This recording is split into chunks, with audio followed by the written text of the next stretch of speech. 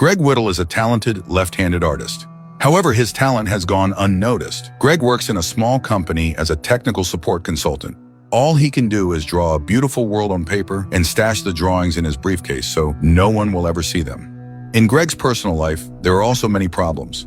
He has long been divorced and only has rare meetings and conversations with his children. Right in the middle of his workday, Greg gets a call from his daughter, Emily.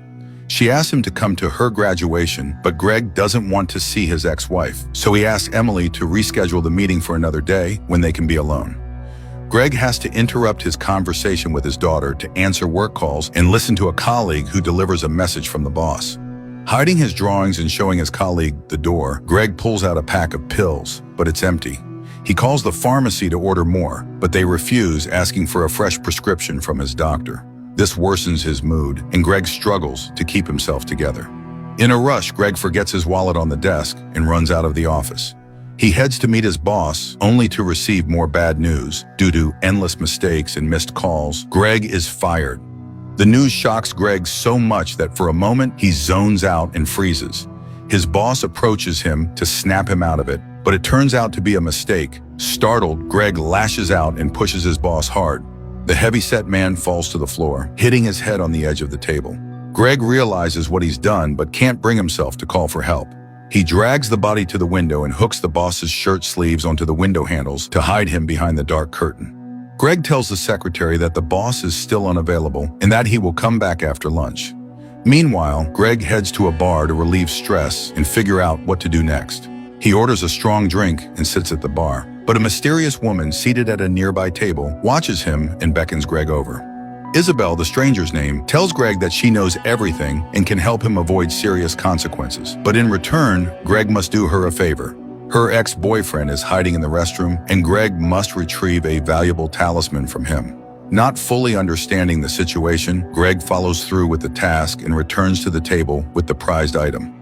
He hands it to Isabel and asks her to explain who she is and how she knows about the boss's unfortunate fate. The woman claims that everything around them is fake. Only she, Greg, and the stricken ex-boyfriend are real. The rest are virtual characters in a simulation. As proof, Isabel keeps her promise. She uses some supernatural abilities to make Greg's boss accidentally fall out of the window, clearing all suspicions from Greg. For extra safety, she allows Greg to approach his colleagues and establish an alibi for the time of the incident. Despite this, Isabel convinces Greg to hide for a while during the investigation at her hideout. She sells a friend's phone for $10, and the pair heads to the outskirts of town to a homeless encampment. By evening, Greg learns that his boss's death has officially been declared an accident and that there are no suspects in the case. He could leave the camp now, but for some reason, Greg wants to stay in the company of his strange new friend and get to know her better. Isabel shows Greg a new trick powers that he possesses. He manages to light candles from a distance with just his mind. Isabel claims that only real people from the real world can do this. Over dinner, Greg shares his fantasies about a dream home with Isabel. He pulls out his drawings and describes a house by the shore, a beautiful land, and a girl in whom Isabel recognizes herself. The hostess is not surprised. Isabel admits to Greg that in another, real world, they are dating and in love with each other. At the same time, Emily visits her brother and asks him to help find their father. But Arthur refuses. He is tired of their father's problems and no longer wants anything to do with him. Without thinking about his children, Greg enjoys his time with Isabel at a roller skating rink. The couple takes golden crystals and it enhances their superpowers. They use their minds to make people fall, laughing as they watch.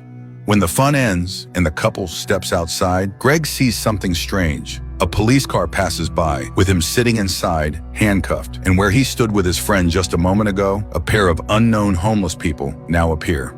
Greg spends several hours in jail before being released. All that time, his friend waits for him on the steps of the police station, and the couple decides to celebrate his release with a hearty meal. Emily continues her search for her father. She visits every motel, but no one has seen the man in the photos, and her worry grows. At the cafe, Greg orders 2 portions to go, but he is short on cash and plans to ask Isabel.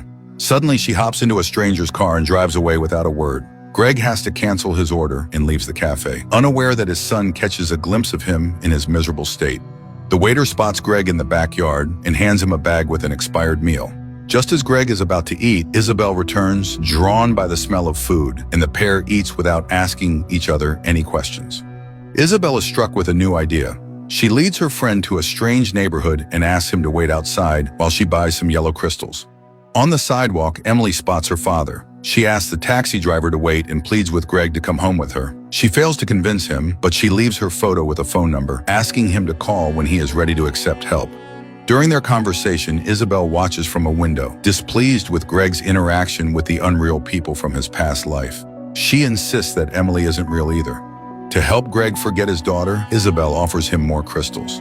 At first, Greg refuses, but the appearance of a local gangster forces him to awaken his superpowers and swallow a handful of the substance. Greg believes he managed to lift the thug's car like a tin can. However, a moment later, he has to pay for this effect. In the morning, Greg wakes up in Isabel's camp, but she's not there. He gathers his drawings and leaves, hoping he can now meet Emily. Greg calls his daughter from a payphone and leaves a message on her answering machine. Then he returns to his friend, who wipes tears from her dirty face. Isabel feared that Greg had left her, and she begs him not to call Emily again, fearing that the simulation would tear them apart. To prove to Greg that this is all real, Isabel offers him special blue crystals. She pulls out a box and a strange device from a safe, which will transport them to the real world from this simulation, and Greg will be able to remember everything. Greg takes the crystals and inserts the device into his nose. Within seconds, he regains consciousness in a secret laboratory where he discovers that he and Isabel are scientists working on a special project, a giant memory tank that transfers people to a parallel reality.